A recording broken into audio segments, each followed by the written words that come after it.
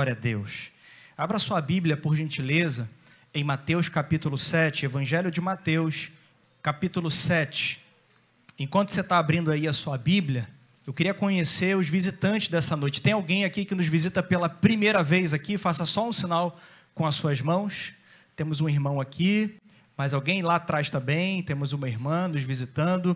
Sejam muito bem-vindos em nome de Jesus. Igreja, vamos aplaudir o Senhor pela vida dos nossos visitantes. Glória a Deus. Estamos muito felizes de recebê-los aqui. Que o Senhor possa falar ao coração de vocês em nome de Jesus. Amém? Sejam muito bem-vindos aqui. Mateus capítulo 7. Eu vou ler na versão NVI. NVI, por gentileza. NVI, a partir do versículo 24. Nós vamos ler aqui apenas 4 versículos. Mateus capítulo 7, versículo 24 ao 27. Diz assim a palavra do Senhor. Portanto, quem ouve estas minhas palavras e as pratica, é como um homem prudente, que construiu a sua casa sobre a rocha. Caiu a chuva, transbordaram os rios, sopraram os ventos, e deram contra aquela casa. E ela não caiu porque tinha os seus alicerces na rocha. Mas quem ouve essas minhas palavras e não as pratica, é como um insensato, que construiu a sua casa sobre a areia. Caiu a chuva, transbordaram os rios, sopraram os ventos, e deram contra aquela casa, e ela caiu. E foi grande a sua queda. Amém? Pai Santo, nós queremos aqui render graças ao Senhor. Ó Pai, nós te pedimos para que o Teu Espírito nos conduza aqui no entendimento dessa palavra.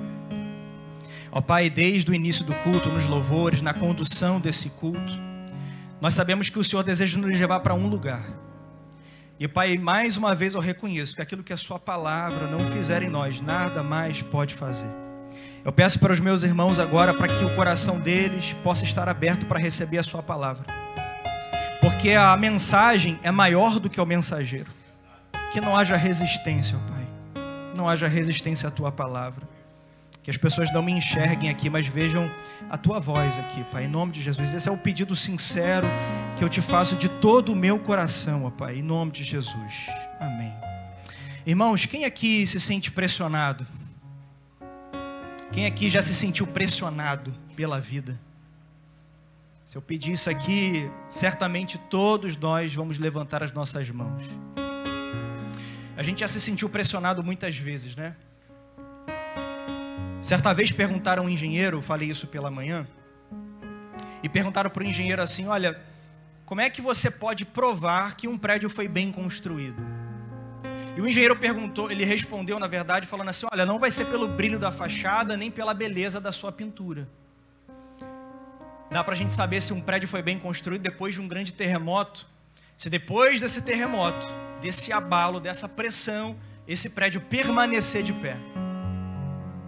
A nossa vida, irmãos, é a base de pressões. Nós somos pressionados, né, de todos os lados. A vida sempre foi assim. Interessante que quando Jesus está falando isso aqui, ele está falando no final do Sermão do Monte. Para quem não estudou, para quem não conhece, temos visitantes, não sei a sua caminhada, se você é crente, se não é. Mas o Sermão do Monte foi o maior sermão pregado por Jesus no seu ministério terreno.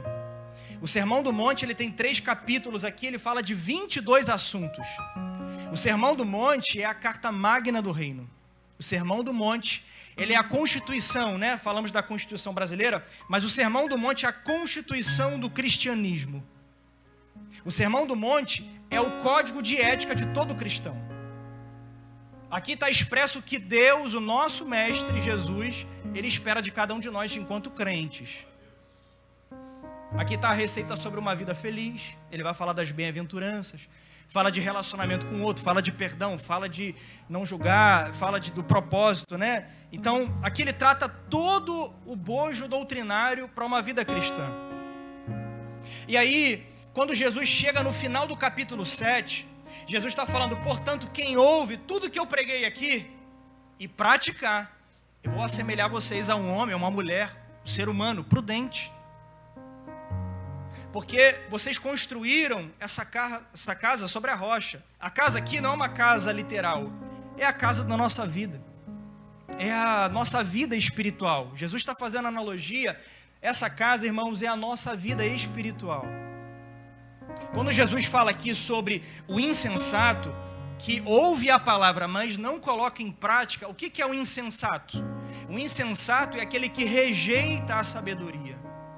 O insensato é aquele que ouve, mas não coloca em prática, não porque não sabe, é porque não quer colocar em prática. Esse é o insensato. É o que sabe o que tem que fazer, mas não faz. É o que sabe o que Jesus está ensinando, mas não coloca em prática. É o que ouve sobre amor, mas não ama. É o que ouve sobre perdão, mas não perdoa. É o que ouve sobre misericórdia, mas não é misericordioso. É o que ouve sobre não pensar mal sobre alguém, mas trata o outro com indiferença. Eu prometo para você que essa mensagem hoje vai fazer a gente sair daqui reflexivo, transformados. Como eu disse, a mensagem é maior do que o mensageiro. A semente, ela é poderosa. E se ela cair em boa terra hoje, irmãos, ela causará um impacto em nossas vidas. Jesus, quando fala sobre o capítulo 7 aqui, ele fala sobre uma casa construída na rocha e uma outra na areia. E Jesus nunca mentiu, cristiano, sobre o quanto as pressões da vida. Jesus vai dizer no capítulo 16, se eu não me engano, do Evangelho de João, ele vai dizer que no mundo tereis aflições, mas tem de bom ânimo, eu venci o mundo. No capítulo 5, Jesus vai dizer, no final das bem-aventuranças, ele vai dizer, olha, vocês serão perseguidos por causa do meu nome. E eu poderia citar aqui outros tantos versículos para dizer que Jesus, o nosso mestre, o quanto nosso Salvador e Senhor, ele nunca deixou a gente enganado quanto às pressões da vida. E hoje eu quero pregar aqui para falar sobre os 3 tipos de pressões que todo ser humano vai viver. Eu preciso ser crente para viver essas pressões? Nem precisa ser. Você vai viver essas pressões. Mas um crente, ele vai ser um pouquinho mais pressionado. E as 3 pressões estão aqui, nesse texto aqui, nessa exposição da palavra. Jesus vai dizer, olha, que caiu a chuva no verso 25, ele vai dar 3 tipos de características aqui para falar das 3 pressões. Caiu a chuva, transbordou o rio e soprou o vento. Jesus, irmãos, ele ensina de uma maneira didática. A pedagogia de Jesus, ela é tremenda. Jesus, com toda a sua sabedoria, ele buscou simplificar o evangelho para que nós entendêssemos. Por quê? Porque o intuito, irmãos, não é informar, é levar uma mensagem de transformação. Porque Jesus quer que a gente aplique isso na nossa vida. Por isso que o capítulo 7, ele encerra a mensagem falando, olha, eu preguei isso aqui o tempo todo no monte, eu estou aqui há horas falando, mas o mais importante é o que vocês vão fazer com o que eu ensinei para vocês. O mais importante, a importância da nossa vida não é o quanto eu ouço da palavra, mas o quanto eu pratico ela. Mas o quanto eu coloco essa palavra em prática na minha vida. Isso vai determinar se a nossa casa espiritual, se a nossa vida espiritual permanecerá de pé, depois que os terremotos vierem, depois que as pressões vierem. E aí eu pergunto para vocês, alguém aqui quer ter a sua casa derrubada? Alguém aqui quer ter a sua vida espiritual derrubada? Alguém aqui quer ter a sua vida emocional, casamento e qualquer área da sua vida destruída, em ruínas? Ninguém quer aqui. Então, se você é essa pessoa que está sentada aí e não quer isso, você quer ser alguém com uma casa firmada na rocha, eu quero que você preste atenção nessa mensagem, em nome de Jesus. A primeira pressão é quando Jesus fala, olha, caiu a chuva. A primeira pressão, irmãos, a chuva vem de onde? Vem de cima. A primeira pressão que nós vamos viver enquanto crentes é a pressão que vem de cima. Pastor, agora você bugou minha mente aqui. Quer dizer que Deus me pressiona? Sim. A primeira pressão que a gente tem que lidar, irmãos, é a pressão que vem do alto. Irmãos, para pensar, os pais e as mães que estão aqui, quantas vezes você precisou pressionar o seu filho para poder extrair alguma coisa dele? Ou você acha que a educação, a disciplina, vem só com você deixar ele fazer o que ele quer? Tem horas que a gente precisa pressionar o nosso filho. Tem hora que a gente precisa dar uma prensa. Tem hora que na disciplina você tem que pressioná-lo. Você tem que confrontar ele sobre se ele está falando alguma coisa. Você tem que confrontá-lo em alguns comportamentos. E por que com Deus, que é o nosso Pai, que foi falado aqui pelo Cristiano e a pastora pregou no domingo passado, porque o nosso Pai que nos disciplina não nos pressionaria? Irmãos, Deus nunca prometeu trigo, uva e azeitona para nós, porque isso é comida de passarinho. O que Ele prometeu para nós é pão, vinho e azeite. E para que isso seja extraído da nossa vida, o trigo precisa ser amassado, a uva precisa ser pisada e a azeitona precisa ser pressionada para sair o azeite. Nós precisamos, irmãos, Deus consegue extrair de nós a partir disso. É por isso que você é trigo de Deus, está sendo prensado. É por isso que Deus pega você, uma uva, e está pisando para que possa sair de nós vinho novo, para que possa sair de nós alegria para outra vida. É por isso que Deus pega nós ainda na matéria-prima, como uma azeitona, e nos pressiona, como Ele foi pressionado no Getsemane, para que pudesse sair a unção para tocar outras vidas. Como é que nós queremos transformar a nossa casa, a nossa igreja, os nossos filhos, se não tiver o azeite do Espírito? E só vai ser extraído se as pressões vierem para extrair de nós. E por isso que as pressões vêm de cima. E por que, pastor? Primeiro aspecto, por que a pressão vem de cima? Eu respondo para você, Deuteronômio capítulo 8, versículo 2. Olha o que o texto vai dizer. Lembre-se de como o Senhor, o seu Deus, os conduziu por todo o caminho no deserto, durante 40 anos, para humilhá-los, para pô-los à prova, a fim de conhecer as suas intenções, se iriam obedecer aos seus mandamentos ou não. Então, a prova, a pressão veio da onde? Veio de cima. Para quê? Para nos humilhar, para provar o nosso coração e revelar o nosso coração. Então, as pressões, a chuva quando cai, dentro dessa analogia de Cristo, as pressões que vêm de Deus é para revelar as intenções do meu e do seu coração. É para revelar, irmãos, aquilo que está, que aquilo que nós estamos fazendo tem a motivação correta, se tem a intenção correta. Então, quando a chuva vem, quando essa pressão vem, é para poder revelar onde está alicerçada a nossa vida espiritual. O segundo aspecto, irmãos, por que Deus, Ele nos pressiona?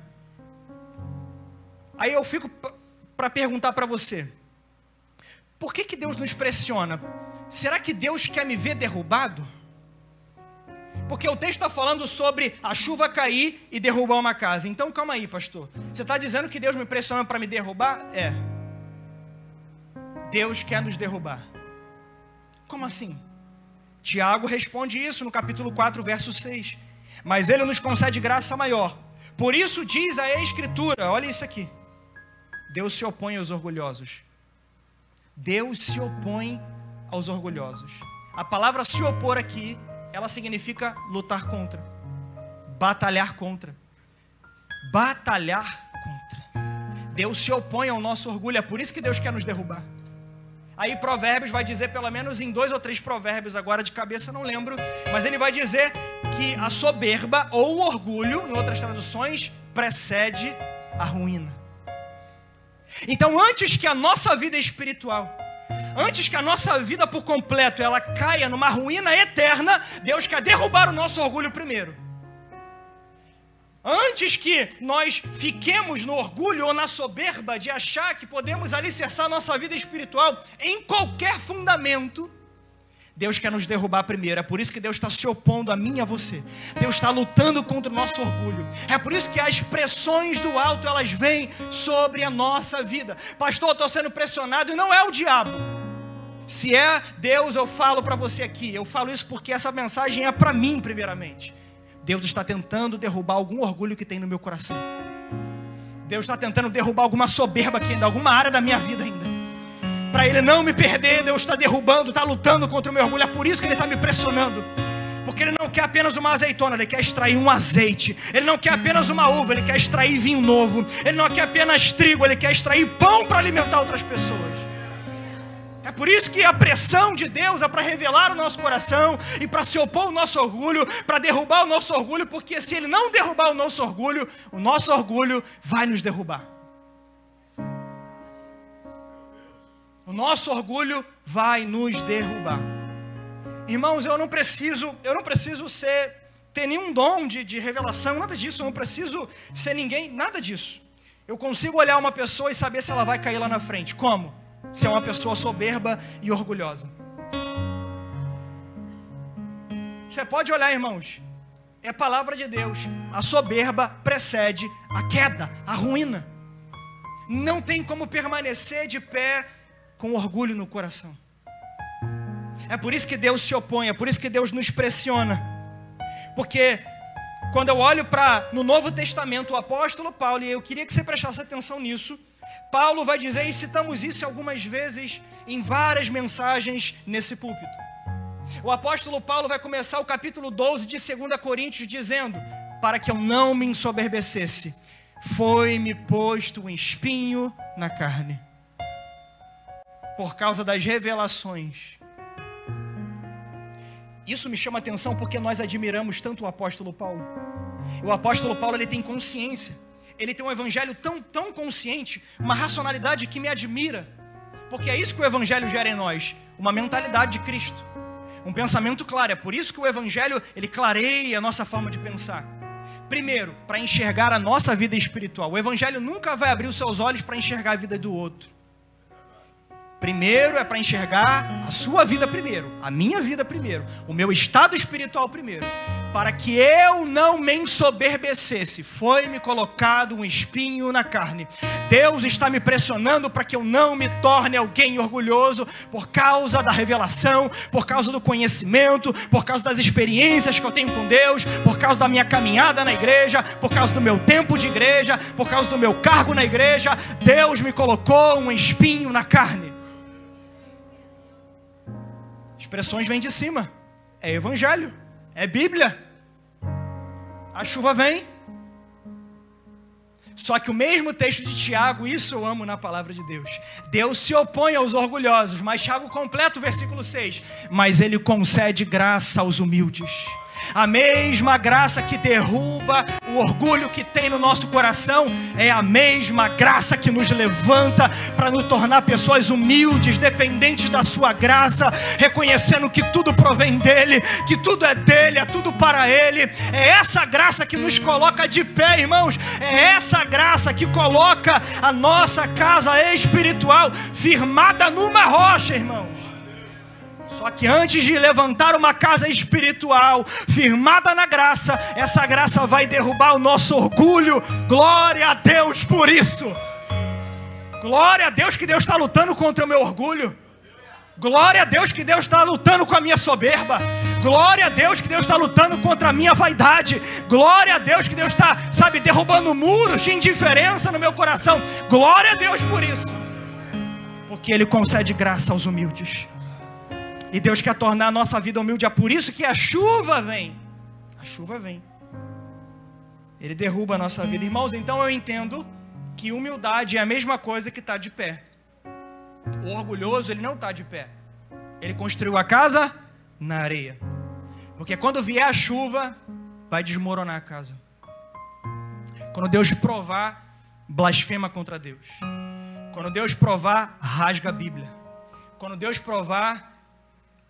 Eu não estou falando, irmãos, de tristeza. Eu queria muito. Essa tarde eu passei muito mal desde ontem. E à tarde eu estava deitado. A pastora até brinca às vezes que no dia que eu vou pregar, irmãos, me dá eu sinto um peso tão grande, um temor tão grande, que às vezes eu não consigo nem estudar. Eu estudo o mês todo a palavra, a semana toda, mas no dia que eu vou pregar, irmãos, é uma angústia. Eu comecei a perguntar a outros pastores, amigos, assim, falar que você sente a mesma coisa. Eu falo, eu sinto a mesma coisa. E hoje eu estava deitado, irmãos, passando muito mal e deitado. E o Senhor Jesus falou no meu coração, eu falando, olha, essas pressões vêm, mas não é para tornar alguém insensível, porque quando a pressão vem, a gente sente. Quando a chuva cai, a casa sente. Eu não estou falando de um evangelho que você não vai sentir tristeza. Eu não estou falando de evangelho aqui, pregando, parece que o pastor aqui supera todas as pressões sorrindo. Não, irmãos, eu sinto a dor. Eu me entristeço. Eu choro. Eu sofro. Às vezes eu sinto, Deus está doendo. Como o apóstolo Paulo disse, eu não sou muito... Meu Deus, eu não chego nem perto desse homem de Deus. Paulo vai dizer que ele orou 3 vezes para que Deus tirasse o espinho da carne. E a resposta de Deus é, não vou tirar. Por que, Paulo? Porque a tua vida está alicerçada na minha graça, e a minha graça é suficiente para você. Eu não vou tirar o espinho, a chuva vai continuar caindo, a pressão vai continuar vindo. Para quê? Para manter você humilde, para manter você de joelhos, para manter você dependente, para manter você arrependido, para manter você com lágrima nos olhos. E isso está fazendo você ainda se tornar alguém dependente. A minha graça é suficiente. A chuva vai cair, mas a casa não vai cair. A chuva vai cair sobre você, mas você não vai ser derrubado, não vai vir ruína sobre a sua vida espiritual. Uma coisa é a gente sentir a dor, a pressão, outra coisa é cair, irmãos. Outra coisa é a casa desmoronar. Sentir a gente sente, mas cair não, irmãos. A graça nos sustenta. Segundo aspecto é a pressão que vem de baixo. Olha o que o texto diz no versículo 25. Caiu a chuva, transbordaram os rios. O rio vem de onde? Vem de baixo. Então as pressões, existem pressões que vêm de baixo. E as pressões que vêm de baixo, geralmente, nós estamos olhando ou meio distraído. Geralmente as coisas que vêm de baixo, irmãos, nós não percebemos. Geralmente as coisas que vêm de baixo, elas são coisas sutis.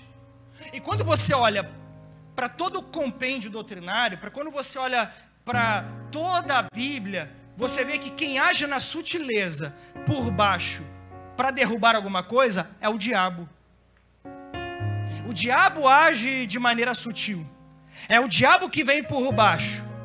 E aí tem um ditado popular que diz assim, né? Não sei se você já ouviu, já foi alguém que falou isso. Eu já falei isso, né? Mas há anos, desde que eu me converti, não falo mais. O que vem de baixo não me atinge. Quem riu é porque já falou. Já falou também, né? Ainda faz assim, o que vem de baixo não me atinge. O que vem de baixo atinge sim. Porque o diabo ele age com a sutileza. Eu entendo, irmãos, de guerra espiritual também. Eu entendo que o diabo muitas vezes existem opressões, eu sei disso. Mas você sabe qual é a maior arma do diabo para derrubar a gente? É no campo da mente. É na sutileza. Eu falei de manhã e repito. Sabe como o diabo derrubou a humanidade no Éden? Sutil. Relativizando o pecado. Relativizando a obediência. Ah, Deus te falou isso? Ah, não é bem assim não. Você pode negociar esse princípio aí. Esse princípio é negociável. Não é tão assim não. Deus não é esse... Não, nada. Você não conhece Deus não. Deixa eu... Relativização do pecado é uma sutileza para derrubar a nossa vida espiritual. Aí a gente fica preocupado com o diabo mexendo no quadro da nossa casa. A gente fica preocupado com o vulto passando na nossa casa. A gente vai orar, irmão. O ministério o mio está aí, a gente vai lá repreender. Mas não é só isso, irmãos. A estratégia do diabo para nos derrubar é no campo da mente. É criando sofismas, mentiras. O diabo ele atua de 3 maneiras. Quais são as maneiras, pastor? Sugestão, influência e possessão. Se nós somos crentes selados pelo Espírito, eu não posso ser possuído. Porque o Espírito Santo não pode sair para entrar o demônio e depois entrar de novo. Amém? Isso é claro. Então, quem é selado pelo Espírito não pode ser possuído, mas ele pode ser sugestionado e influenciado. Então a gente tem que ter cuidado com a sutileza, com aquilo que vem de baixo para derrubar a nossa vida. Porque quando o rio bater... Irmãos, o rio transborda. E o rio vai batendo nos alicerces, irmãos. Se não tiver firmado na rocha, essa relativização do pecado. Eu falei pela manhã e repito, eu sinto impelido pelo Espírito para dizer, como pastor de vocês também, para dizer, cuidado com quem você tem ouvido na internet. Cuidado com falsas doutrinas, cuidado com espíritos enganadores. Paulo vai dizer isso para Timóteo. 1 Timóteo capítulo 4, versículo 1 vai dizer assim, o Espírito diz... Não é Paulo dizendo, é o Espírito diz claramente que nos últimos tempos alguns abandonarão a fé. A casa foi destruída. Abandono da fé, casa destruída. E seguirão espíritos enganadores e doutrinas de demônios. Demônio tem doutrina? Tem. Doutrina tem doutrina. Quando Jesus é tentado, a Bíblia diz que o Espírito Santo conduz Jesus para o deserto para ser tentado. Amém? Amém. Chega lá, ele vai ser tentado pelo diabo. O diabo vai tentar em 3 níveis. Pede para ele transformar a pedra em pão. Jesus rebate com a palavra. Depois leva ele ao pináculo do templo. E lá, o diabo, ele vai citar a palavra. Olha, se taca daqui, se joga daqui, Jesus. Porque está escrito. Olha a doutrina de demônio. Que os anjos, que Deus dará ordem aos seus anjos para te guardar. E não satisfeito, ele transporta Jesus para o monte e fala: olha, todos esses reinos aqui, toda a glória disso aqui pode ser seu, só você me adorar. Aí você acha, Jesus foi tentado, Jesus, foi assediado pelo diabo, tentado pelo diabo, nessa sutileza do diabo. Jesus, o nosso mestre, você acha que você não vai ser? Você acha que o diabo não está tentando a nossa vida todo dia? Você acha que ele não está tentando colocar um sentimento errado no teu coração? Você acha que ele não está sugerindo você pensar mal do teu irmão? Será que ele não está sugerindo você abandonar a vida no corpo? Será que ele não está sugestionando dizer que esse pecado não é pecado? Será que ele não está sugestionando e apresentando para você um evangelho de facilidade? Olha, tá vendo esses reinos aqui? A glória pode ser seu, é só me adorar. Isso é a doutrina de demônio. Irmãos, quem apresenta facilidade no evangelho, quem apresenta facilidade não é Jesus, é o diabo.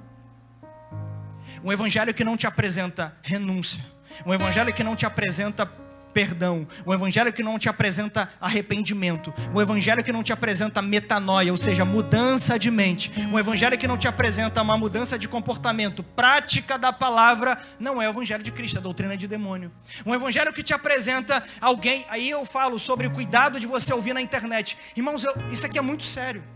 Você abre o TikTok ou o Instagram, você vê um monte de falsos profetas ou de pessoas extremamente eloquentes falando sobre: não, você não precisa ir para a igreja, você não precisa ser corpo, não. Dá para você viver o Cristo em casa, dá para você relativizar o pecado. Não, você pode ser crente e continuar com essa prática, pode continuar. Isso é doutrina de demônio, não ouve, para de seguir, não ouve, fecha teu Instagram. Se não conseguir controlar, apaga o Instagram, não ouve, não dá lugar a isso na sua vida. Isso está destruindo a sua vida espiritual.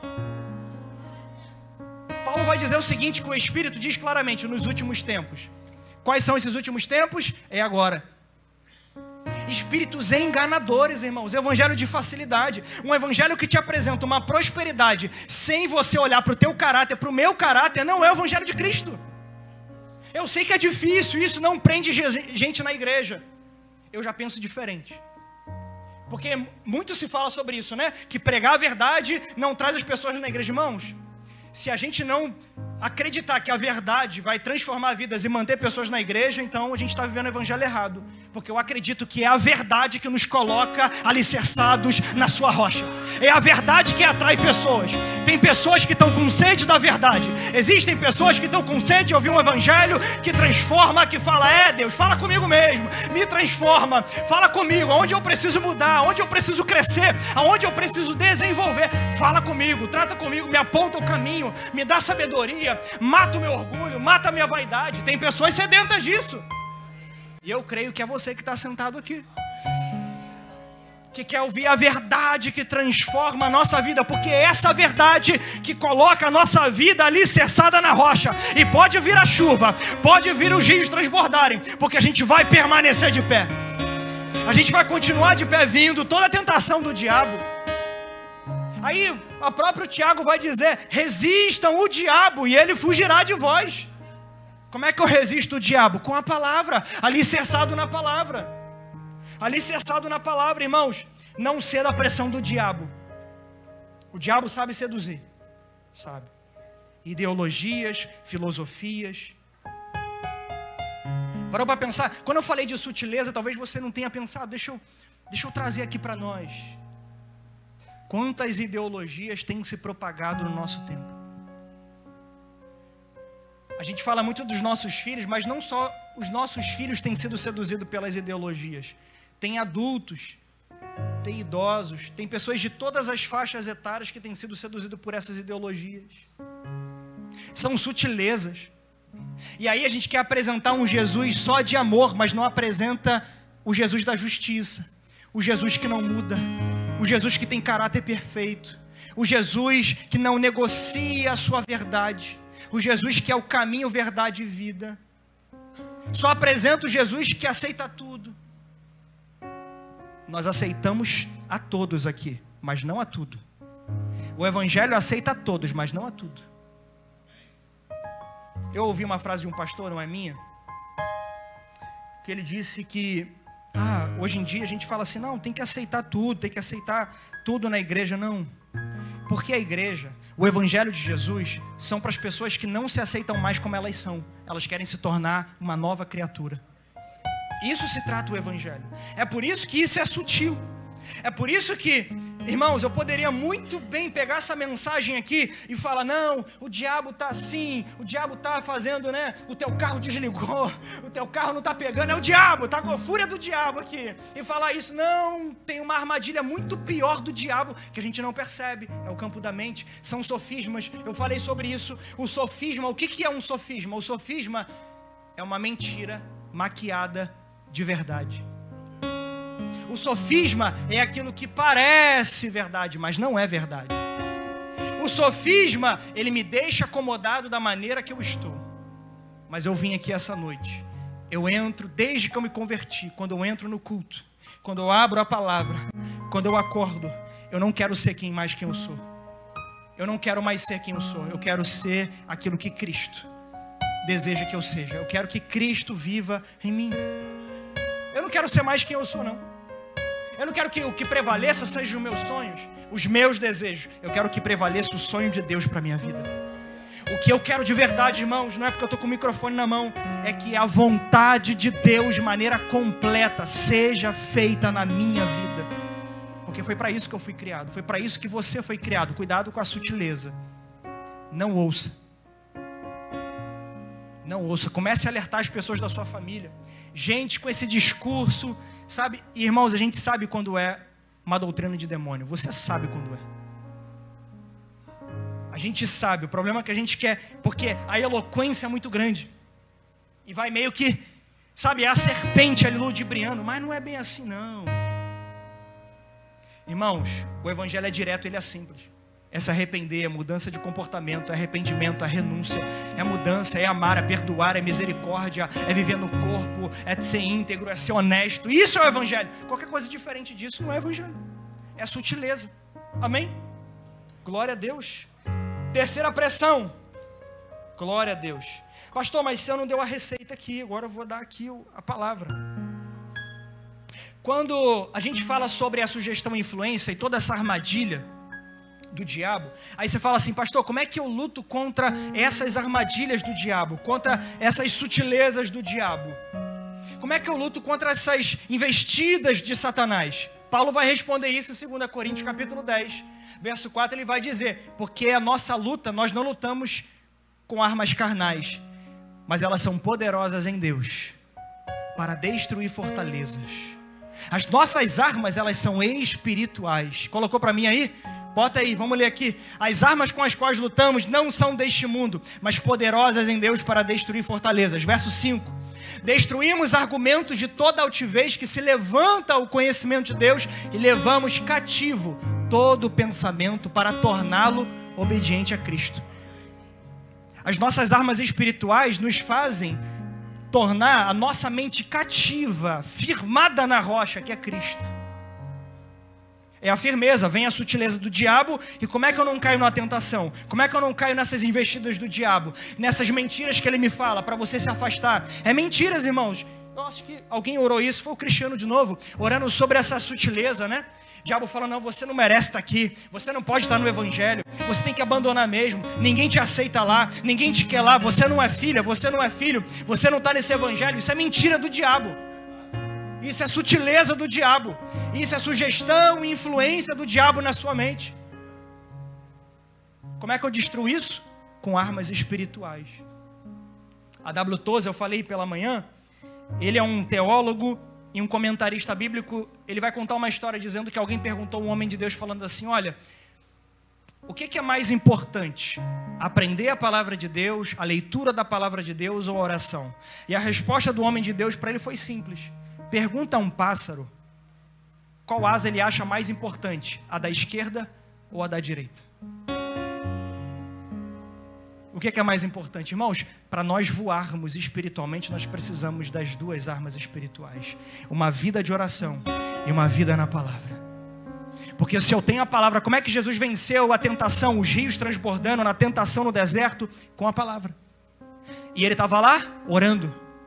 É isso que nos firma, irmãos, espiritualmente, porque você será atacado. Vai vir a pressão do diabo sobre a sua vida. Eu não estou falando agora de vir, talvez você esteja até vivendo já isso. Pastor, eu estou aqui, mas eu estou vivendo um tempo de pressão espiritual na minha vida. Então eu estou pregando para você. Então o Espírito está falando com você. Como é que eu vou vencer isso? Aprenda a palavra de Deus, leia a palavra de Deus, vá para uma vida de oração. Se você ora 5 minutos, ora 1 hora. Vá para o teu quarto, mesmo sem vontade, começa a orar. Mesmo sem vontade de ler a palavra, leia a palavra, porque essa perseverança vai gerar prazer em você. Essa perseverança vai gerar prazer em você, irmãos. Existe algo que a gente despreza. Sabe o que é? Disciplina espiritual. E o que é disciplina espiritual? Todo mundo aqui, vou levantar. Agora eu quero ver todo mundo levantar a mão.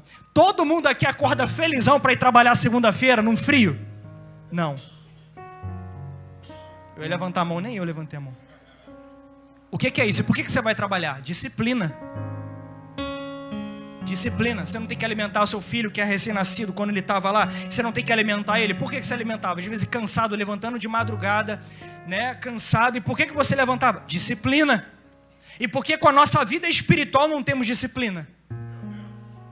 Irmãos, nós precisamos. Eu estou pregando isso aqui, irmãos, não é para te constranger, não.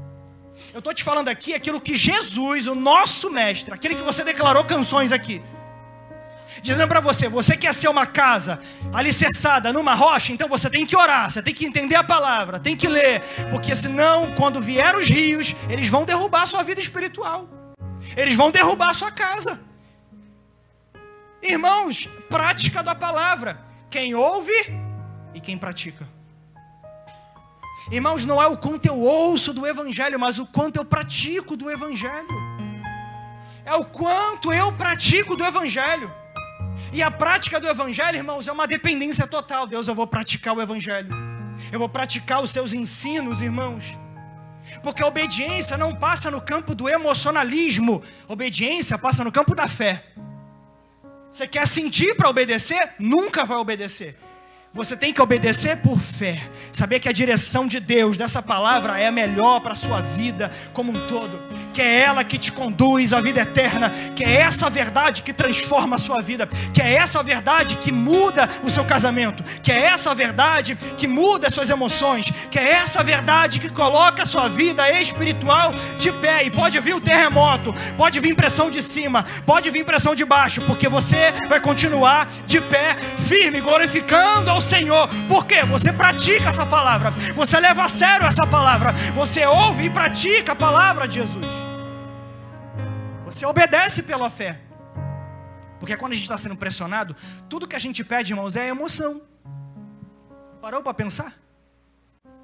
Você não sente vontade de vir para a igreja porque a gente quer sentir a emoção de vir para a igreja. Não, eu venho por causa da fé. Fé não é sentimento, fé é convicção. Fé é certeza. Eu não estou sentindo nada, mas eu vou para adorar o meu Deus. Eu não estou sentindo nada, está vindo pressão de cima, está vindo pressão de baixo, mas eu vou continuar caminhando por fé. Por quê? Porque Ele prometeu. Porque se depender dos meus sentimentos, eu já tinha parado há muito tempo. E por que eu não parei? Por que eu estou de pé ainda? Porque eu sou bom? Por que eu estou de pé ainda? Por que minha casa está de pé ainda? Porque eu conheço muito a palavra? Por que eu estou de pé ainda? Porque eu tenho muita experiência com Deus? Não. Por que eu estou de pé ainda? Por causa da graça de Deus. Por causa da rocha, irmãos.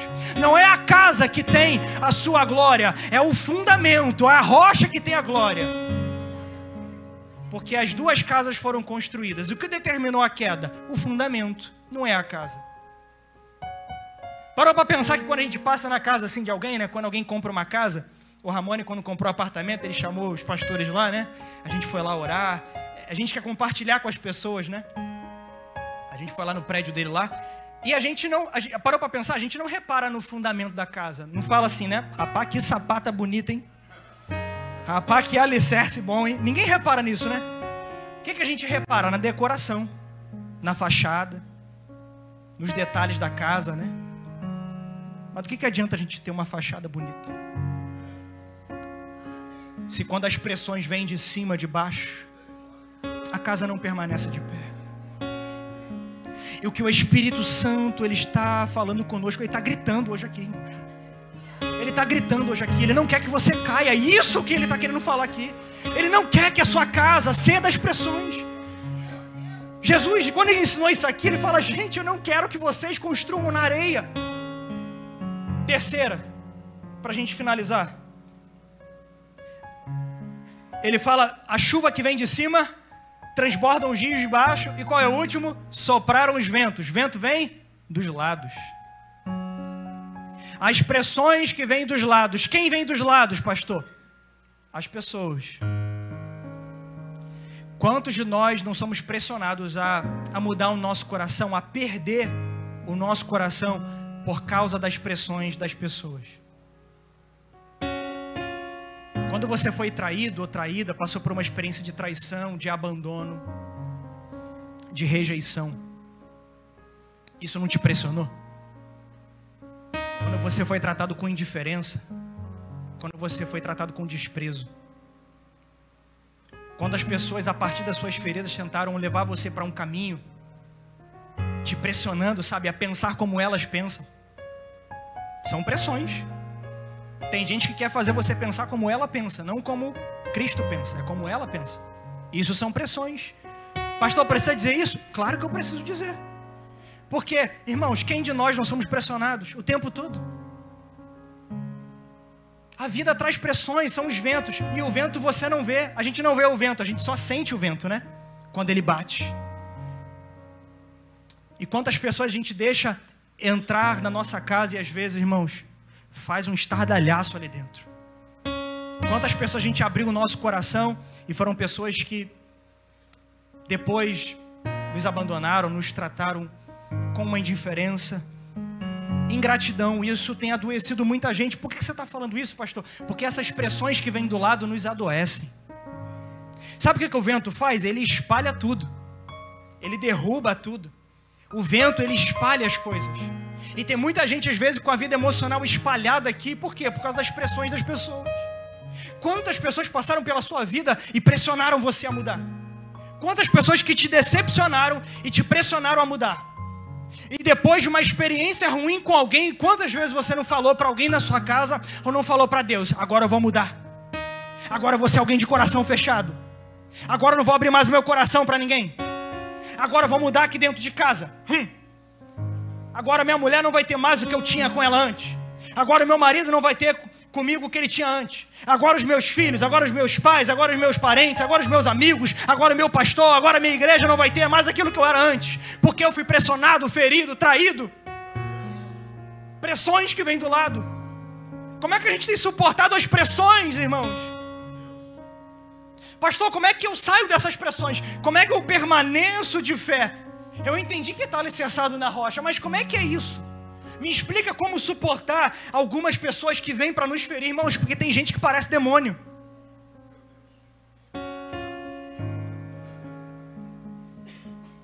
Irmãos, eu falei isso, eu não tenho problema de falar isso. Porque você vai entender o porquê eu estou falando, porque eu não estou te incitando contra a pessoa. Paulo vai dizer que a nossa luta não é contra carne nem sangue, é contra potestades. Você já leu comigo aqui, 2 Coríntios 10, que a gente não luta com arma carnal. Você não vai revidar as pressões que você está sofrendo, das traições, dos abandonos, dos desprezos, da injustiça, da calúnia, da difamação, daquele ataque à sua reputação, retrucando na mesma moeda, agindo na carnalidade. Você vai lutar em oração. Você vai lutar entregando a Deus, você vai lutar na palavra. É isso a estar firmado em Cristo. Porque qualquer reação diferente dessa, o teu fundamento não é Cristo. O teu fundamento é você mesmo. É o que o mundo pensa. Como é que eu suporto, pastor? porque isso tem me adoecido, isso me faz estar mais afastado da igreja, isso me faz estar mais afastado na minha casa, eu não me reconheço mais, as minhas emoções estão adoecidas, eu sou alguém que não consigo mais me alegrar, eu não consigo emprestar meu coração mais para ninguém, eu não consigo me abrir para aquilo que Deus tem para fazer na minha vida, eu sou alguém fechado agora, agora eu sou duro, agora ninguém mais me engana, agora eu sou o brabão, agora eu sou a brabona, ninguém mais me engana agora. Por quê? Porque eu fui pressionado. Irmãos, deixa eu te falar uma coisa, o que revela o nosso caráter não é como a gente age, mas como a gente reage. É a nossa reação que revela aonde a gente está alicerçado. Me feriram, como é que eu vou fazer? Eu te respondo. Gálatas capítulo 2, versículo 20. Eu estou até aqui pulando no altar, porque essa declaração de Paulo me inspira. Ele vai dizer: fui crucificado com Cristo, já não vivo mais eu, mas agora Cristo vive em mim. Eu fui crucificado, eu estou morto. Agora não sou eu mais quem reage agora é Cristo agora. É Jesus que reage agora. Quando alguém me rejeita, quando alguém me fere, quando alguém me ataca, quando as pressões dos lados vêm, como é que eu reajo, pastor Diego? Eu reajo naquilo que Cristo reagiria, da maneira que Cristo reagiria, porque não vivo mais eu, agora Cristo vive em mim. Agora eu estou morto, agora o Diego está morto. Se fosse o Diego, ia botar indireta na internet. Se fosse o Diego, ficava procurando corte na internet para botar lá. Se fosse o Diego, tentaria retribuir na mesma moeda. Me trata com indiferença, vou tratar da mesma maneira. Se fosse o Diego antigamente, se falasse mal de mim, falaria mal de novo. Procuraria uma outra rodinha para falar de mal, mas não. Agora, se Cristo vive em mim, me rejeita, eu falo: Pai, perdoa, eles não sabem o que fazem. E alguém me trata com desprezo, eu amo cada vez mais, eu oro cada vez mais. Jesus, no capítulo 5 do Sermão do Monte, ele vai dizer: vocês ouviram o que foi dito, ame o seu próximo e odeie o seu inimigo. Porém eu digo, agora é Jesus explicando a palavra, explicando a lei, mas eu lhes digo: amem os seus inimigos e orem por aqueles que os perseguem, para que vocês venham ser filhos do seu Pai. Glória ao nome de Jesus. E agora, esses ventos que batem, as injustiças, as falácias, tudo isso, pastor, como é que eu lido com as feridas? Porque, irmãos, perfeito é só Jesus. Como é que eu faço com isso? Eu perdoo. Porque quem está alicerçado em Cristo, está alicerçado no perdão. Irmão, por que você não cai? Como é que é a prática, pastor? Foi ferido, perdoa. Não vai te derrubar. Sabe o que tem derrubado muita gente? Amargura, rancor, indiferença, dureza de coração, apatia espiritual. Não confessa. E aí, quando sopra os ventos, e o diabo entendendo isso, ele vai mandar cada vez mais gente assim. Vai cada vez mais, porque sabe que esse vento bater vai te derrubar. Mas se você fizer e não fizer na areia, mas fizer na rocha, e a rocha é amor, a rocha é perdão, a rocha é misericórdia, a rocha é segunda chance, a rocha é justiça, a rocha, irmãos, Deus vai dizer, Êxodo capítulo 14, verso 14, vai dizer assim, olha o que o Senhor vai dizer: o Senhor pelejará por vós, e vós calareis. O que isso quer dizer? Que eu preciso me calar, porque tem lutas que é Deus quem vai lutar por mim. E por que ele fala: o Senhor pelejará por vós e vós calareis? Porque Deus não luta por quem sabe se defender. Está se defendendo por quê? Entrega, ora. Não é só orar, é amar o seu inimigo. Isso aqui coloca a gente num nível, irmãos, que, olha, meu Deus do céu, se a gente não sair daqui reflexivo com essa verdade, ame seu inimigo. Olha que detalhe, Atos capítulo 7, Estevão está sendo apedrejado, irmãos, porque ele está vivendo o evangelho.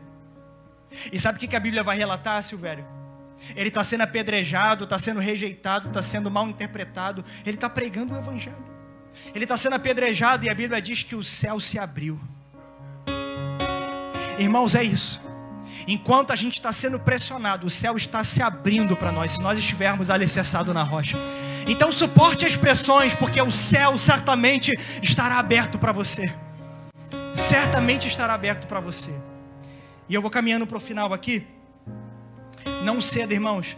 Não ceda. Qual é a solução? Perdoe, ama, seja misericordioso. Eu quero finalizar a mensagem, depois que eu falei sobre essas 3 pressões. Eu quero dizer para você, irmãos, que um verdadeiro discípulo, ele não constrói a sua casa na superficialidade. Superficialidade. Não, ele cava fundo. Lucas capítulo 6, ele vai falar esse mesmo discurso de Jesus, só que ele vai dar um adendo diferente, ele vai falar uma coisa diferente. Ele vai dizer que aquele que construiu a sua casa, ele cavou fundo. Lucas capítulo 6, verso 48, se não me engano. Ele cavou fundo e lançou os seus alicerces na rocha. Irmãos, construir uma vida em Cristo tem que ter trabalho, perseverança. Você tem que desejar isso. Eu vou falar isso com muito temor para você, porque isso o Espírito Santo falou para mim.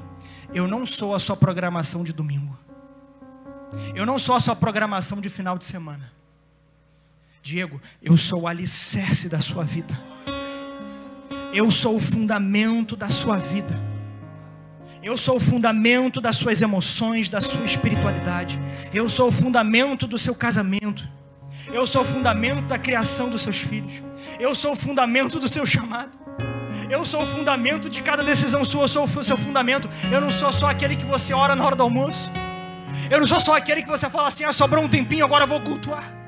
Não, isso não é colocar Jesus como fundamento. A gente precisa cavar, irmãos.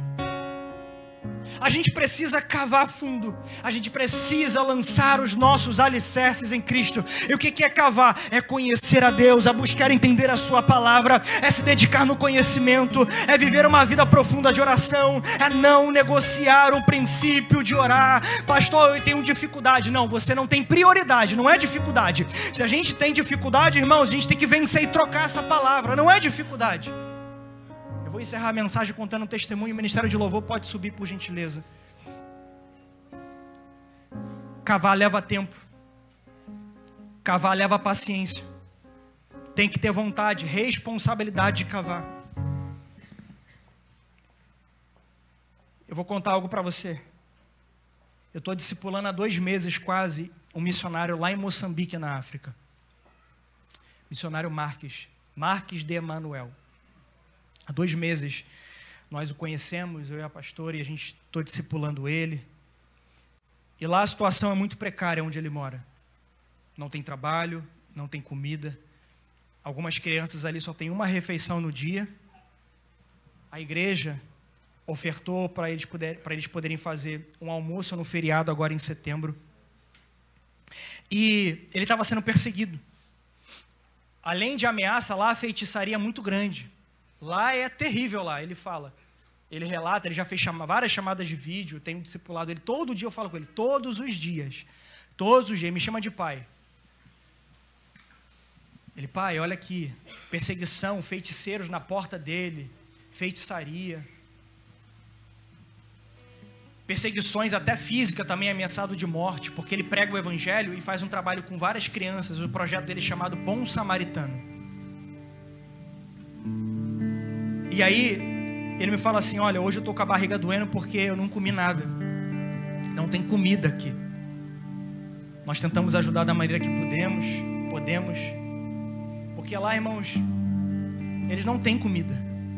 Aí perseguição, pressão de todos os lados. Amém? Você está entendendo? Pressão de todos os lados.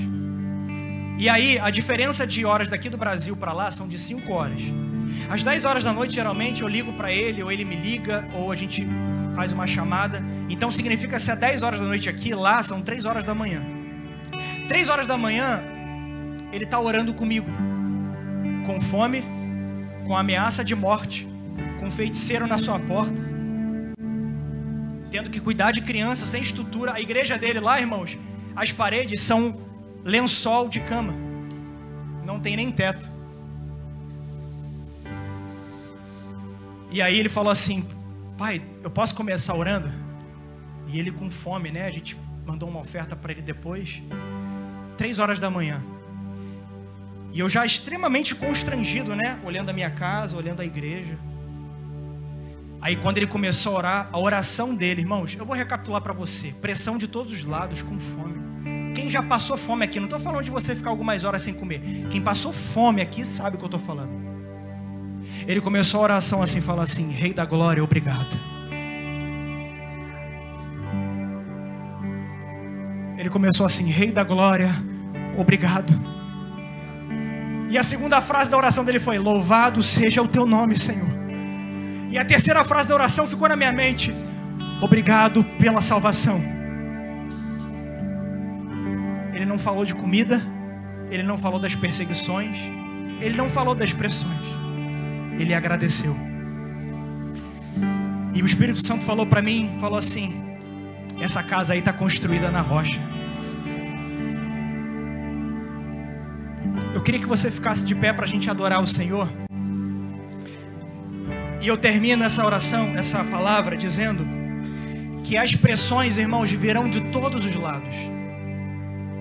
Mas permanecer de pé são só para aqueles que fazem do Senhor Jesus o fundamento da sua vida. E eu quero fazer um convite essa noite aqui para a gente ser bem ousado.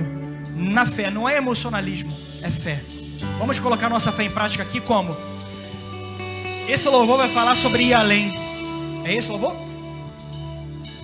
Vamos lançar os nossos alicerces em Cristo. Vamos pedir ao Senhor: Senhor, eu quero ir além. Eu não quero ceder às pressões da vida. Eu não quero, irmãos, eu não quero sucumbir por causa das rejeições, porque isso me paralisou muitas vezes. Eu não quero ceder às pressões que Deus às vezes lança sobre a minha vida para provar o meu coração. Eu não quero parar por isso, porque às vezes o espinho da carne dói. Eu não quero ceder às pressões que vêm de baixo, nem as dos lados, nenhuma delas. E eu queria que nós fizéssemos desse louvor uma oração nossa. E na medida que a gente começar a adorar aqui, eu vou fazer sucinto o apelo. Eu queria orar por você que entendeu essa mensagem e que veio aqui com uma decisão de ir além e falar: eu não quero mais ceder às pressões. Eu quero deixar esse espaço aqui aberto. Eu vou pedir ajuda ao Mio aqui e aos pastores. Nós queremos orar pela sua vida. Sim, nós queremos tocar em você, impor as mãos, te abraçar se for necessário, porque um abraço às vezes cura. Irmãos, eu quero hoje aqui lançar essa proposta para você. Saia do seu lugar, vem aqui. Eu não quero mais ceder às pressões. Eu quero ir além, eu quero vencer as pressões. E eu quero lançar os meus fundamentos em Cristo Jesus. Vamos adorar o Senhor.